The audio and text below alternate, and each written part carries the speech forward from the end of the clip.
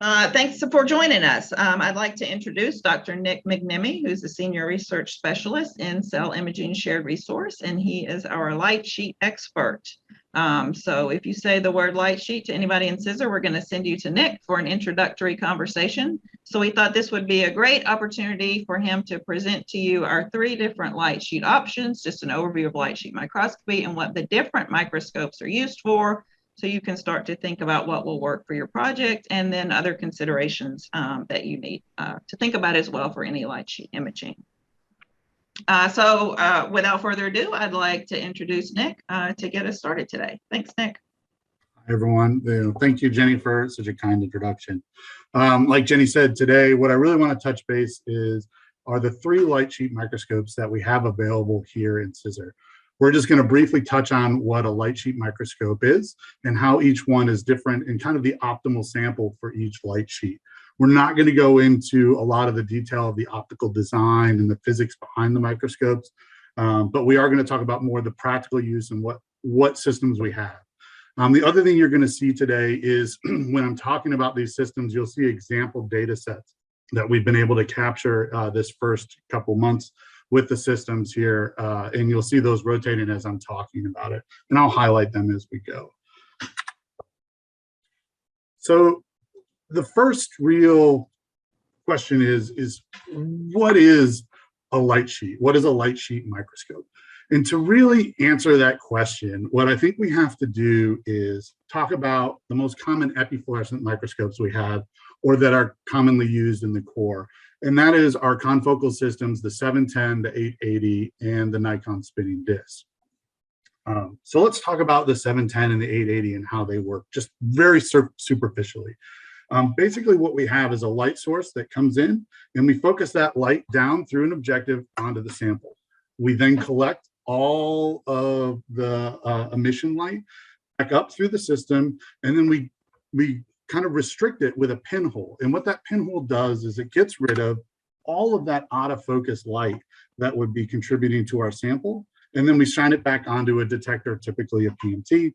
And then we have these beautiful images that we're able to capture with our system. So that's great. But one of the drawbacks is that this system works point by point scanning through your sample. So it kind of moves point by point through the sample. So it can be a little bit slower than usual, and we have to generally illuminate our sample with a little bit more light. So the next thing that really came about was the spinning disc. And the spinning disc is kind of a variation on this theme. And what the spinning disc does is it has a lens disc that spins, and we shine our light down through our sample. And what we get is lots of different pinholes that can go over that sample, and that disc is spinning. So we have lots of different points that are imaging our sample. And then we shine it up through this pinhole disc, which acts just like the pinhole in our 710s and 880s. And then we're able to kind of block the out of focus light. And what this does is it gives us a lot more speed, and we have to image our cell or our organism or our sample a lot less, with a lot less time and a lot less energy. So this is great and this is wonderful, but there's one thing that is inherent about both of these systems, and that is inherent in almost all epifluorescent illumination, is that we illuminate the sample through an objective, either from the top or from the bottom, it doesn't really matter. And we're only collecting or only looking at light that's in our particular focus, our particular Z-plane that's in focus. We're tossing away all of the extra light from that sample. So what that leaves is a really large area of either photo damage or photo bleaching. In our imaging, we're always trying to get either the most gentle imaging, or we're trying to get the most sensitive imaging that we have. So we want our samples to be super bright, and we don't want to damage our live organisms or cells. So when we image, even though we just collected right here, you can see that we have completely illuminated that whole sample through that plane. So this is where Lightsheets really come in, and people have really been developing Lightsheets, is that in a Lightsheet microscope, we image at the focal plane here. We only illuminate that focal plane. And what that does for us is that dramatically reduces the photo damage and photo bleaching that we would see in our samples. And I want to talk about this one lecture. It's always striking to me. This is Eric Betzig, and he designed the lattice that we're going to talk about later. And he gives lots and lots of talks all over the country. But there was one at UCLA where he gave that always has been ringing in my head, where his quote is, "It doesn't really matter the total dose of, well, certainly the total dose of light you put on your cell is an important metric for its health. A far more important measure is the instantaneous energy that you put in a cell." And he goes on to further summarize this, is that a line is better than a point, and then a plane is better than a line. And what he's basically saying is that if we can get that sample to be a little bit more spread out, we can have a lot better area. And that's really where, if we go back to the light sheets, that they're really designed to really work for, is to reduce photo damaging and reduce bleaching.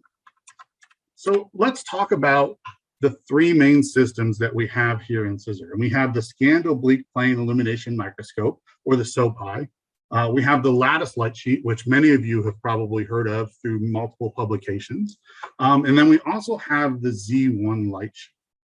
So I want to just mention briefly how we got these light sheets, and because I think it's important to acknowledge how we got them. So a while back, Vanderbilt had a TIPS program, an initial trans-institutional program, kind of seeding collaboration between multiple departments within Vanderbilt. And this was led, our project was developed by Anita, who is the head of photonics, and she had her collaborators, Matt, the head of Scissor, and Shane, the head of physics.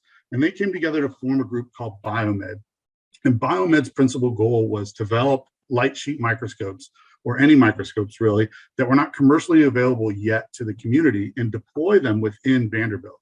So Biomed formed, developed, and made these two custom light sheets, the SOPI and the Lattice. And then we've been able to help deploy them out through our Scissor investigators.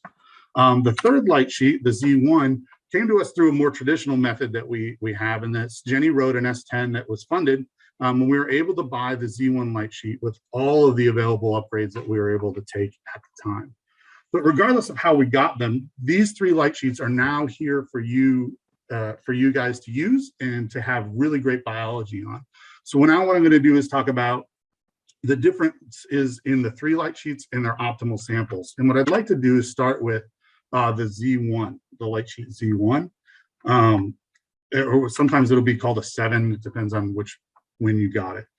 So the light sheet Z1 works very traditionally like how we just had in our example. We have illumination optics where we shine a laser line through our sample, and then we have a detection optic which images the emissions coming back from that sample. One of the unique things about the Z1 is that the sample comes down and it's actually suspended in a chamber with a refractive index matching solution. That could be water, or that could be rims, or any other kind of refractive index where, if you've done some clearing, that we'll talk about in a slide or two, where we can keep it in that solution. So let's talk about sample mounting for the Z1, because this always is kind of the first place that we have to start with it. And there's many ways you can mount samples for the Z1, and I'm going to kind of go with small, medium, and large, kind of the way we think about it. So for small samples, think of your organoids, very, very tiny embryos, or things like that. We can use these capillary tubes with basically an agar gel. So we can suspend your organoid within that gel. We basically suck it up into the tube. It hardens, and then when we're ready to image, we push that gel with your sample out, and then we can actually image the sample right there through the gel. The second way is kind of a variation on the theme, but it just kind of gets a little bit larger. And I consider these kind of our medium samples, right? If we consider kind of our organoids here as the medium ones, we can start to talk about embryos, and we just make the capillary much larger, right? We could even put a fly in there, and that's our largest capillary. Or we also have the ability to mount things with syringes, right? We can cut off the end of the syringe and then use the syringe as kind of a tool to kind of set our agar and our sample together and then push that out.